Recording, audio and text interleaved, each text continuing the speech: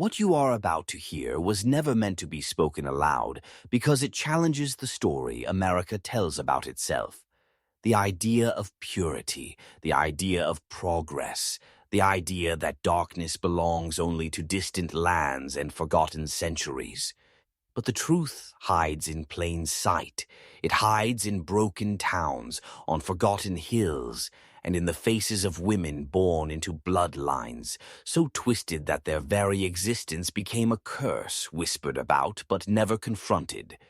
Imagine a girl whose birth was not a celebration but a sentence, whose eyes never learned to follow movement because her body carried the fractures of generations. Imagine a mother who could never raise her own voice because the silence of centuries pressed down on her throat. Imagine a family tree that folds back onto itself like a snake, swallowing its own body, until the branches no longer grow outward but collapse inward, devouring their own children. This is not folklore. This is not Europe's old royalty or ancient dynasties. This is America, and the women whose lives were shaped not by choice, but by a genetic trap. In the hills of Appalachia, in the hidden corners of Texas, in colonies tucked away in the Dakotas, and even inside America's largest cities, there are women born from bloodlines so condensed that nature itself seems to rebel. Some never learned to speak. Some could not walk others. Carried deformities so stark that their faces told the story no words could hide. They did not choose this, they were born into it, trapped by decisions made long before their first breath, and left to carry the weight of ancestral silence. This story is not about judgment. It is about reality. It is about what happens when the same blood is forced to circle itself again and again, until the result is no longer just family but fate. When cousins become spouses, when fathers become partners, when daughters become mothers of their own half-siblings, the line between kinship and captivity dissolves, and what emerges is something that feels less like family and more like a prison built from flesh. Tonight you will descend with me into that forbidden history, the stories of America's most inbred women, stories buried under shame, poverty, tradition, and silence. These stories are dangerous because once you hear them, you cannot unhear them. Once you see their pattern, you cannot unsee it. What you learn here will stain the way you look at bloodlines, family, and legacy forever. To understand how such lives are created, we must look at the soil where they were planted, the forgotten corners of rural America, where poverty and isolation wrapped families like a noose. The Whitakers of West Virginia, the Wards of Kentucky, and countless unnamed households all share the same haunting truth. Distance from society became both a shield and a cage when roads did not reach, when schools were too far, when work was scarce. Families turned inward, clinging to each other until the lines between brother, sister, cousin, and spouse began to blur. Imagine a valley where only 10 families live and where leaving means starvation. So marriage becomes not a choice but a cycle, repeating until the blood thickens and the children born carry the burden of choices they never made. This was not always seen as wrong. In fact, many communities looked away, telling themselves that survival justified it. But with every generation, the cost became more visible. Faces, twisted hands, curled bodies, weakened minds trapped in silence, unable to speak, unable to understand the world around them. Women carried the heaviest weight because they were both victims and vessels. They did not choose their husbands because often their husbands were their uncles or cousins. They did not choose their pregnancies because their wombs became the cradle of repetition. Generation after generation, their bodies became battlegrounds where tradition crushed choice. Many were left to raise children who were both their sons and their nephews, both their daughters and their half-sisters. The confusion was not only moral, it was biological, and it left scars that no one outside these towns was allowed to see. The shame kept the doors closed. Outsiders who wandered in were met with silence, barking dogs, and eyes that refused to explain what lived inside those homes. And so the cycle continued, hidden from the world, but whispered about in. Nearby towns, children who visited knew never to speak of what they saw: strange screams from inside houses, movements of figures who seemed not fully aware of themselves. Whole families whose lives became living reminders of what happens when blood refuses to mix with fresh air. This is where the story of America's most inbred women truly begins, in homes where silence was louder than truth, in valleys where the mountains cut them off from the world, in lives where survival meant sacrifice, and where the victims were always the women who carried the burden in their flesh, their faces, and their children. Among the most disturbing stories are those of women like Lorine Whitaker, whose very existence tells the tale of a family trapped in its own bloodline. Her birth was not a moment of joy, but a continuation of a cycle that began long before she took her first breath. She carried in her body the proof of generations of cousin marriages. Her face, her mind, her silence all became signs of a system that devoured its own daughters. Lorine never chose the life she lived. Her body carried the marks of inbreeding.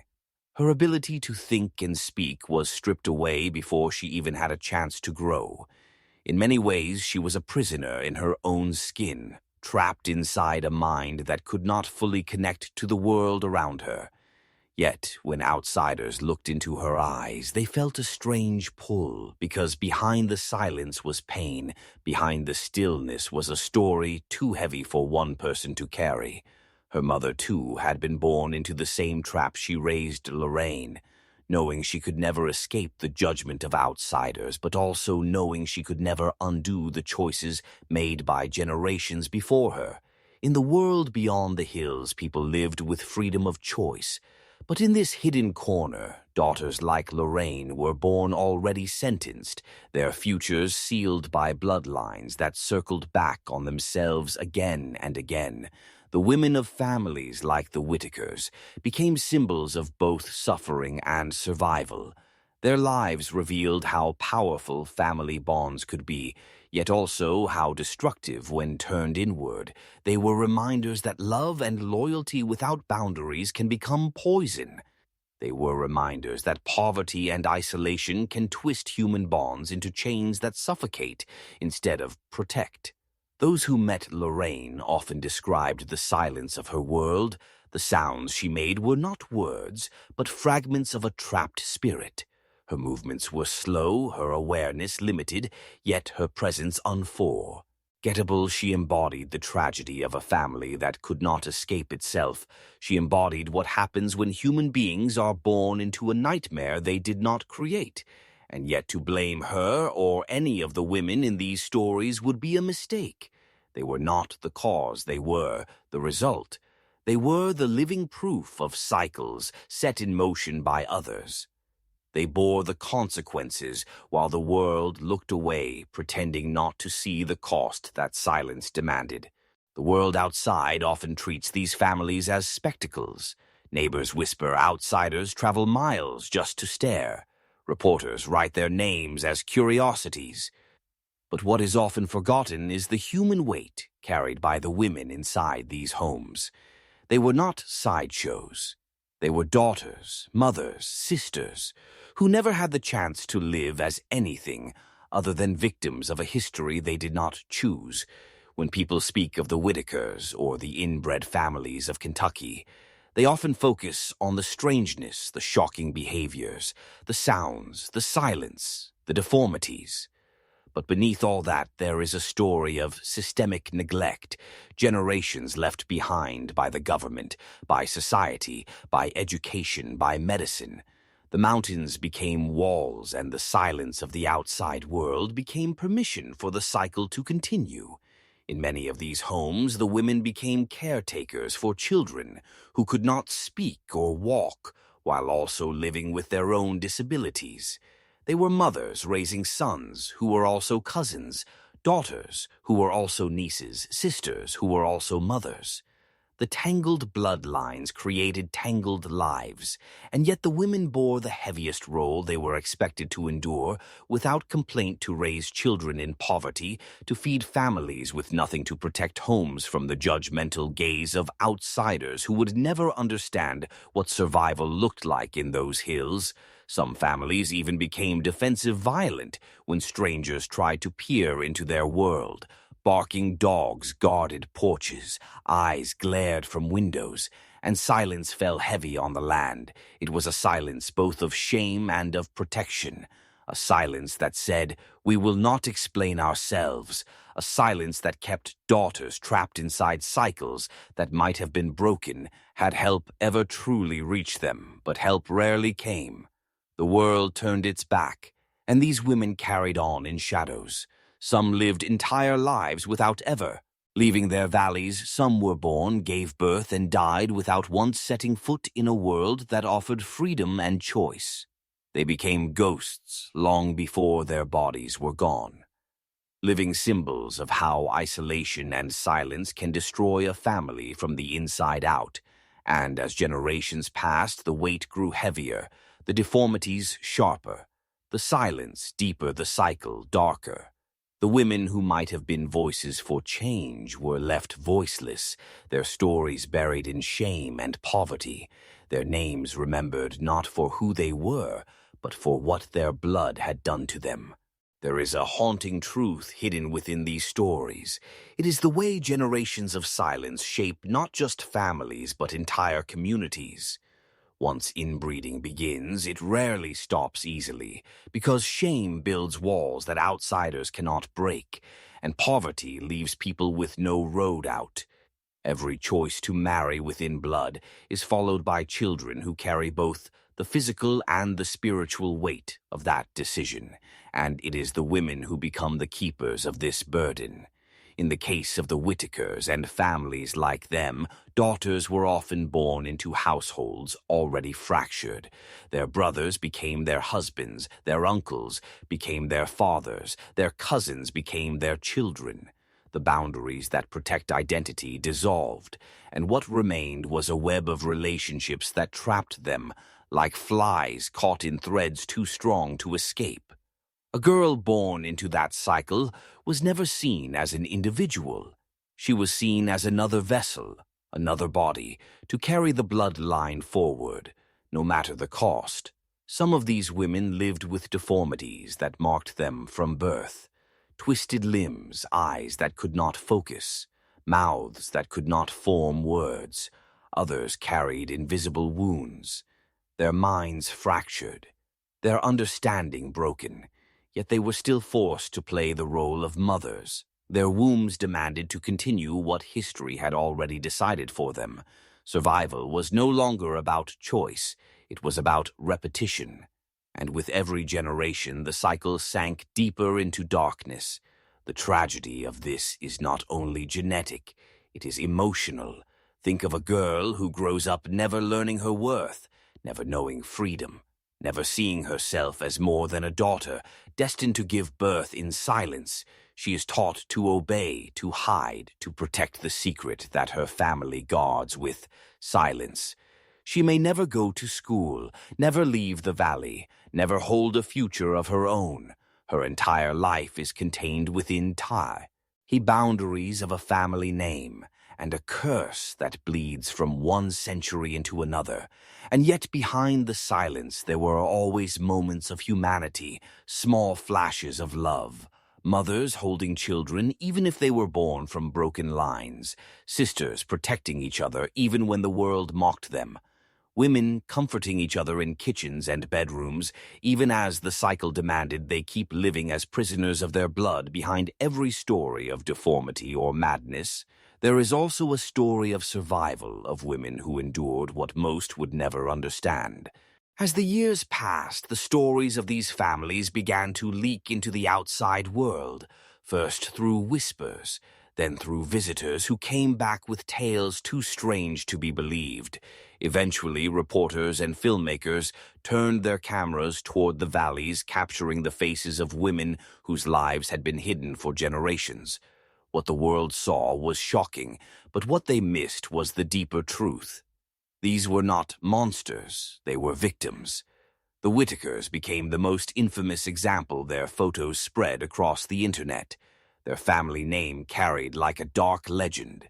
Yet for every image that went viral, there was a woman behind it who had once been a little girl, robbed of a future. Their silence was broadcast to millions. Their deformities dissected their existence, mocked, but rarely did anyone stop to ask what their lives felt like behind those haunting stares. Some outsiders came with pity, others with cruelty. Some offered help, some only came to satisfy their curiosity. But no outsider could truly erase the centuries of silence and isolation that shaped these families. The tragedy was too deep, the cycle too long, the damage too permanent. Many of the women had already lost their voices before the world ever decided to listen, and yet the presence of cameras changed everything. For the first time, these hidden valleys were exposed. The shame that had kept doors closed was torn open. Strangers now knew the secrets locals had buried for decades. The women who had once been invisible were suddenly seen, but not as they wished to be seen. They were seen as evidence, as examples, as cautionary tales, not as human beings with pain and dignity. For some families, this exposure brought a little help. Food, clothing, medical attention. For others, it only brought more shame, more ridicule, more outsiders knocking on doors they did not want to open.